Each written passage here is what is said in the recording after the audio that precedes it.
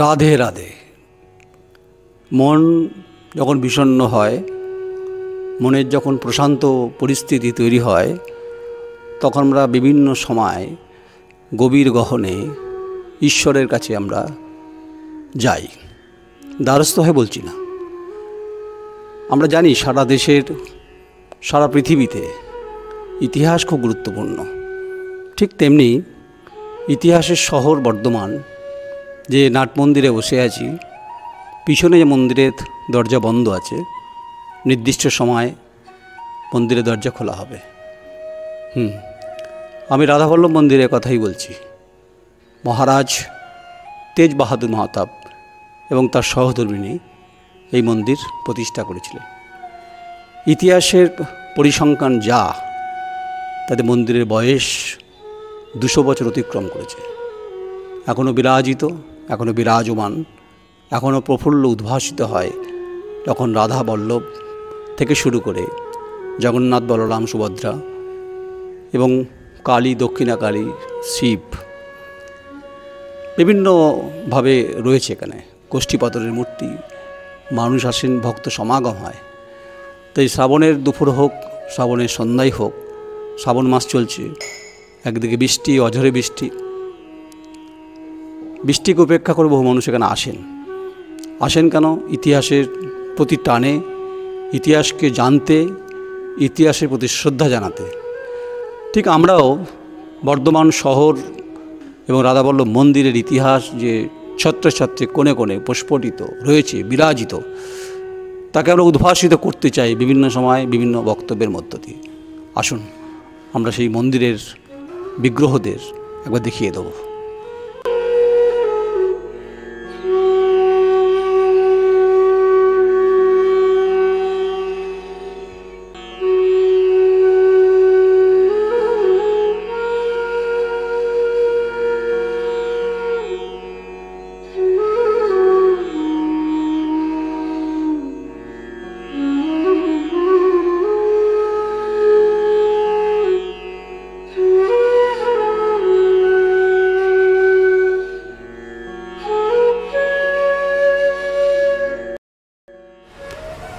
বিদু জলদি হয়স্কা শাকবর্ষে মহিষা সহ কমল কুমার্য ভূপতি তেজশ্চন্দ্র। রাধাবল্লভ মন্দির বর্ধমানের ইতিহাস এবং প্রাচীন যে মন্দির, তার মধ্যে রাধাবল্লভ মন্দিরের নাম দেশে বিদেশে উচ্চারিত হয় বিভিন্ন সময়। সামনেই রয়েছে গণেশ, এখানে রয়েছে ফুল, এখানে মোমবাতি দেওয়ার মানা রয়েছে, যেখানে সেখানে ধূপ দেওয়া যাবে না, এটা মন্দির কর্তৃপক্ষের নির্দেশ, আদেশ বলতে পারেন। সামনেই হরি মন্দির, আর যে বড় চাতাল যেটা দেখা যাচ্ছে, সেটা কিন্তু হচ্ছে মন্দিরের যখন ভক্তরা আসে তখন এখানে বিভিন্ন সময় পুজো অনুষ্ঠান শুরুর সময় তারা বসেন এখানে। শুরুতেই যেটা বলছিলাম যে বর্ধমানের যে মহারাজা তেজচাঁদ মহাতাব, তিনি এই মন্দির এবং তার সহধর্মিণী মন্দির প্রতিষ্ঠার ক্ষেত্রে তাদের অবদান আজও অনস্বীকার্য।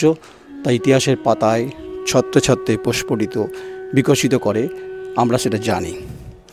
তাই আটচালার যে কনসেপ্ট, ধারণা, চিত্র, ভাস্কর্য, নৈপুণ্য, যা মন্দিরের স্থাপত্য ভাস্কর্য এতটাই সুমধুর, চোখকে জুড়িয়ে দেয়, তা নিয়ে কোনো সন্দেহ নেই। বহু মানুষ আসেন পবিত্রতা বজায় রাখার জন্য। মন্দির কর্তৃপক্ষের তাদের বিভিন্ন নির্দেশিকা রয়েছে, কারণ যেহেতু সিসিটিভি রয়েছে। তাই ইতিহাসের টানে, ইতিহাসের খোঁজে বর্ধমান মানেই রাজার শহর। একদিকে বাঁকা নদী, তার কুলকুল স্রোত বয়ে গেছে, বৃহৎ নদ হচ্ছে দামোদর। আজ থেকে কয়েক দশক আগে মহারাজ তেজচাঁদ বাহাদুর মন্দিরের বয়স যদি হিসেব করা হয় 200 বছর অতিক্রম করেছে। একইভাবে বিভিন্নভাবে সেই মন্দিরের কারুকার্য, মন্দিরের বিষয়গুলো, যে চাতাল যেটা রয়েছে, বৃষ্টি পড়ছে আজকে, শ্রাবণের এখন গধূলি সূর্য অস্তমিত হওয়ার ঠিক পূর্বে আমরা এখানে দাঁড়িয়ে আছি চাতালে। ওপরে আকাশ, মহাকাশ, যে আকাশের মধ্যে রয়েছে মেঘ, কালো মেঘ, ভূকটি রয়েছে, যেখানেই জমছে বৃষ্টি যেখানেই জমছে মেঘ সেখানেই হচ্ছে বৃষ্টি। সন্ধ্যা, তারপর আমরা সন্ধ্যা। আর এই মন্দিরের চাতাল থেকে যখন দূরে আকাশের দিকে তাকানো যাবে বা তাকাবেন, তখন দেখবেন অজস্র তারা নক্ষত্রের বিরাজমান মহাকাশ জুড়ে। তেমনি পৃথিবী থেকে দূরে মহাকাশের তারা নক্ষত্র যেমন ক্ষুদ্র লাগে, তেমনি ঈশ্বর কিন্তু অনেক দূরে রয়েছে। এটা ভাবতে হবে আপনার চিন্তন, আপনার দর্শন, আপনার ভাবনা, আপনার উজাগর পরিস্থিতি, এই সমস্ত কিছু খুব গুরুত্বপূর্ণ। মন্দিরের চাতালার দিকে আমরা যাওয়ার চেষ্টা করছি, আমার এবং চিত্র সাংবাদিক ঐন্দ্রিলা ব্যানার্জি সেটা দেখাচ্ছে। এটাই তো ইতিহাসের প্রতি সম্মান, ইতিহাসকে আমরা শ্রদ্ধা করবো, এটাই স্বাভাবিক। বহুত্ববাদে ভারতবর্ষে মন্দির, মসজিদ, গির্জা যা ইউনিটি অ্যান্ড ডাইভার্সিটিকে আমাদের একাত্ম করেছে। যেহেতু রাধাবল্লভ মন্দির বর্ধমানে প্রাচীন মন্দিরগুলোর মধ্যে যেহেতু প্রাচীন, তার মাহাত্ম্য, তার মহৎ গুণ এবং মহৎ গুণের যে বিষয়, সেগুলো আমরা এখানে স্বাদ অনুভব করতে আসি। তো এই যে আওয়াজ যখন কল্লোলিত করছে ওটা মন্দির চত্বরকে, এবং মন্দিরকে বিভিন্নভাবে, বিভিন্ন রূপে, বিভিন্ন ভাবনায়, বিভিন্ন দর্শনে আপনাকেই দেখতে হবে মহাকাশের তারা বা সুদূর আকাশে তারা নক্ষত্রের মতো। ভক্তি রস বা ভক্তি হচ্ছে আপনার বিচারের মধ্য দিয়ে পরিলক্ষিত হয়, তার পরিলক্ষিত রিফ্লেকশন বিভিন্নভাবে মানব জীবনকে বিভিন্নভাবে প্রভাবিত করে। আমরা আস্তে আস্তে মন্দিরের ভেতরে প্রবেশ করছি। মন্দিরের সন্ধ্যের পরে আরতি হয়, পুজো হয়। মন্দিরের গর্ভগৃহে যার অধিকার সবার নেই, তাই আমরা শুরুটাই করব যেটা শুরুতে করেছিলাম গেটে ঢোকার সময় খুব শ্লোক দিয়ে। ঠিক একইভাবে মন্দিরের যে সমস্ত মূর্তিগুলো আছে আমরা সেগুলো দেখানোর চেষ্টা করব। আমরা প্রথমেই যদি আসি এখানে নবদুর্গা কোষ্ঠী পাথরের, এখানে বিভিন্ন পদ্ধতিতে আচারের মধ্য দিয়ে সেই পুজো প্রতিদিন হয়, প্রতিদিন ভোগ দেওয়া হয়, প্রতিদিন ভক্ত আসেন তাদের মনের মনস্কামনা জানাতে ঈশ্বরের কাছে। ওই যে বললাম সুদূর মহাকাশে, সুদূর আকাশে অনাবিল ভাবে যখন আমরা তারা নক্ষত্রদের খোঁজার চেষ্টা করি, তেমনি প্রতিটি মানুষ তার মনের শান্তির ক্ষেত্রে ঈশ্বরের কাছে শরণাপন্ন হন বা দ্বারস্থ হন যদি বলেন আপনারা। ঈশ্বর মানে মুক্তির পথ, ঈশ্বর মানে ভাবনা। এটা হচ্ছে শিব। জামালপুর থেকে এই শিব আনা হয়েছে এবং একে বলা হয় রুদ্র দেবতা। সাদা শিবের এই মূর্তি এবং যে পাথরের যেটা, এটা অত্যন্ত মুগ্ধ করে যারা এখানে ভক্তরা আসেন। আমার পাশে যদি আসি আমরা, এর পাশেই রয়েছে যে দেবীর ছবি, দেবীর মূর্তি, এবং এ সবই কোষ্ঠী পাথরের।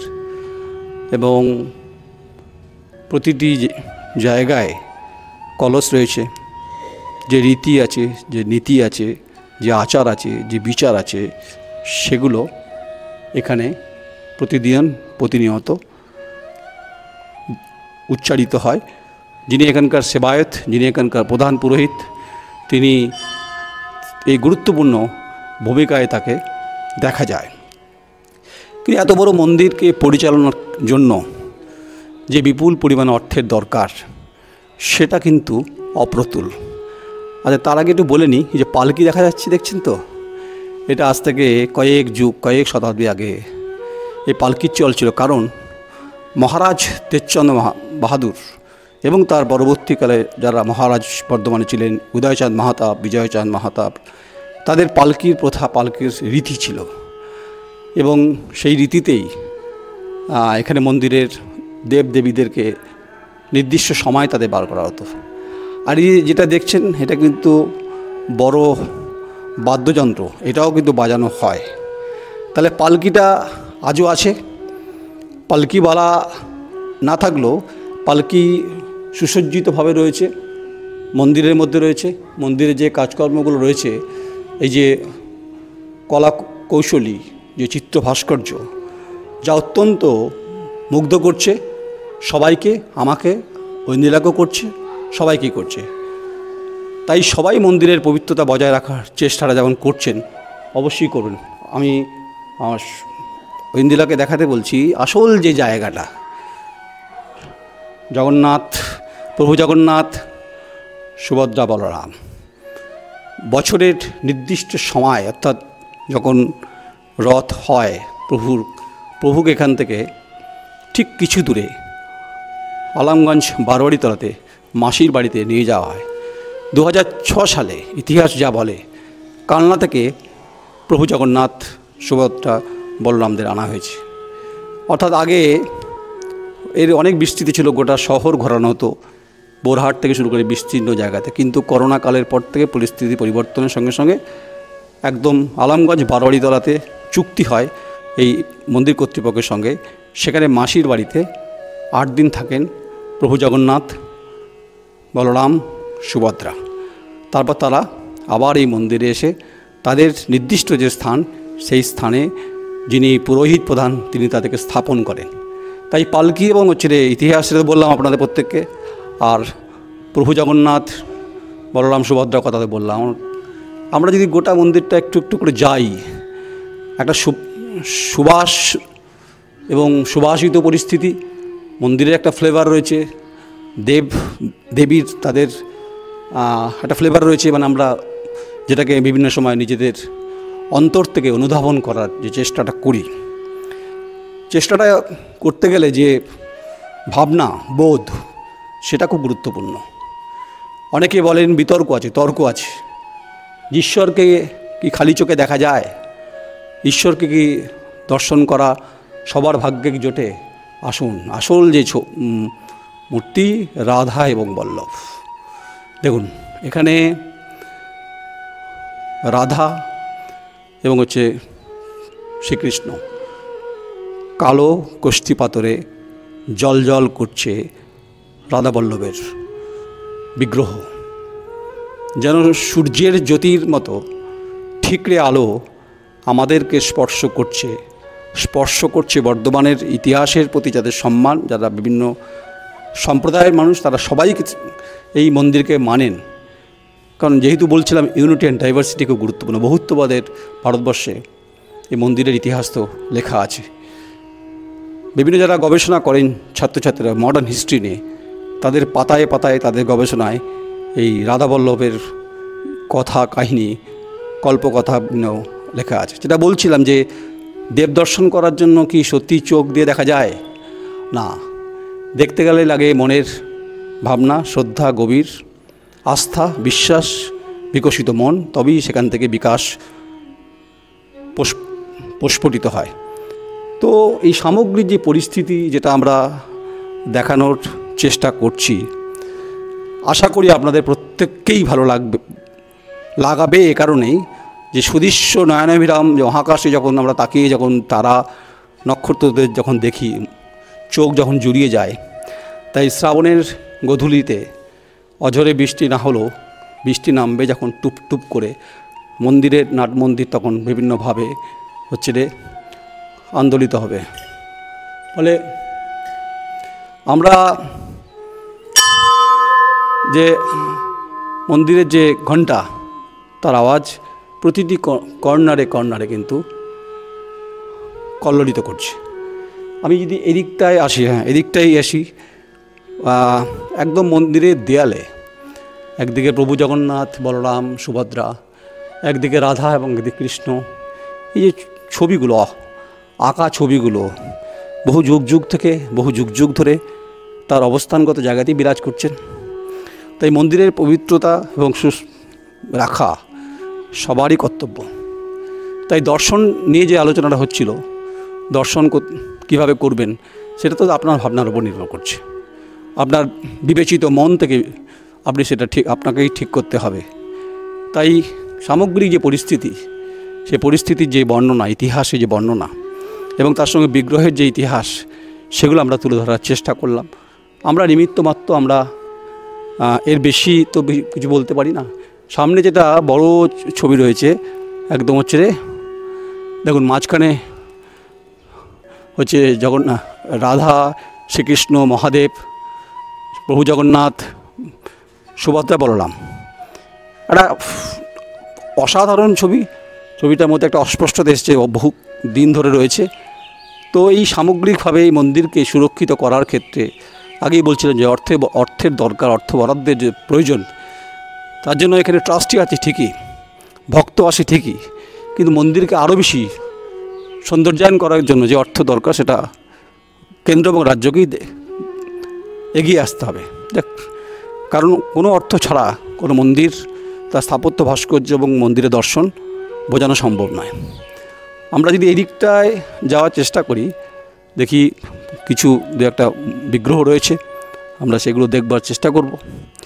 মোটামুটি আপনাদেরকে যতটা আমাদের সীমাবদ্ধ ক্ষমতা, সীমাবদ্ধ ভাবনা চিন্তা, সেটা আমার চিত্র সাংবাদিক ঐন্দ্রিলা ব্যানার্জি আপনাদেরকে তুলে ধরল। এবং আমরাও এসেছি, আমি নয়ন রায়। আমরা একদম শ্রাবণের গোধূলিতেই আমরা মন্দিরের নিস্তব্ধতা অনুধাবন করতে এসেছি। এই যে শিব যা দেখছেন, এগুলো জামালপুর থেকে আনা হয়েছে। প্রত্যেকটির যে রং কালো, এবং প্রতিদিন এখানে মহাদেবের পুজো হয়। এখানে মহাদেবের জন্য যে সমস্ত ভাবনা চিন্তা যেগুলো আছে, সেগুলো স্বাভাবিকভাবে এই মন্দিরের ক্ষেত্রে খুব গুরুত্বপূর্ণ বলে অনেকে মনে করেন, আমরাও মনে করি। তাই আকাশে মেঘ হয়েছে ঠিক, টুপ টুপ করে বৃষ্টি নামবে ঠিক, কিন্তু প্রকৃতির নিয়মে বর্ষা আসে, বর্ষাকালেই বৃষ্টি হয়। শ্রাবণ মাস, ভরা মাস, যেখানে বৃষ্টি হয়, সবসময় হয়। ভাদ্র মাস, আশ্বিন, যেখানে মেঘ জমবে সেখানে বৃষ্টি। কিন্তু এই বছরে যে বিভিন্ন যে ঋতু পরিবর্তনের সঙ্গে সঙ্গে এর কোনো মন্দিরে পরিবর্তন হয়নি। যেটা পরিবর্তন হয়েছে পরিবর্তিত পরিস্থিতির ক্ষেত্রে যে অর্থনৈতিক যে সীমাবদ্ধতা, সেটা এখানে অপ্রতুল, যেটা আমরা বারবার করে বলার চেষ্টা করছিলাম। তাই শুধু বর্ধমানের যারা মানুষ বা ছাত্রছাত্রী যারা গবেষণা করেন ইতিহাস নিয়ে, শুধু তাদের জন্যই কি না, বর্ধমানের ইতিহাস ও রাধাবল্লভ মন্দিরের স্মৃতিকথা এবং স্মৃতিগাথা, যা বাংলার ঐতিহ্যের ক্ষেত্রে অবশ্যই ধারক এবং বাহক। সেই ধারক এবং বাহকের পরিস্থিতিকে রক্ষণাবেক্ষণের জন্য সরকারের মুষ্টিবদ্ধ প্রয়াস অর্থনৈতিকভাবে খুব গুরুত্বপূর্ণ বলে অনেকে মনে করেন। তাই সামনেই দুর্গাপুজো আসবে, তার আগে জন্মাষ্টমী আছে। এখানে জন্মাষ্টমীতে খুব বড় অনুষ্ঠান হয়। এই যারা দেখছেন অবশ্যই তারা আসবেন, এসে মন্দিরের দর্শন করবেন, পবিত্রতা বজায় রাখবেন। আপনি যদি পবিত্র থাকেন, মন যদি পবিত্র থাকে, তাহলে দেখবেন ঈশ্বরকে খুব কাছ থেকে আপনি অনুভূতির সঙ্গে আপনি গ্রহণ করতে পারবেন।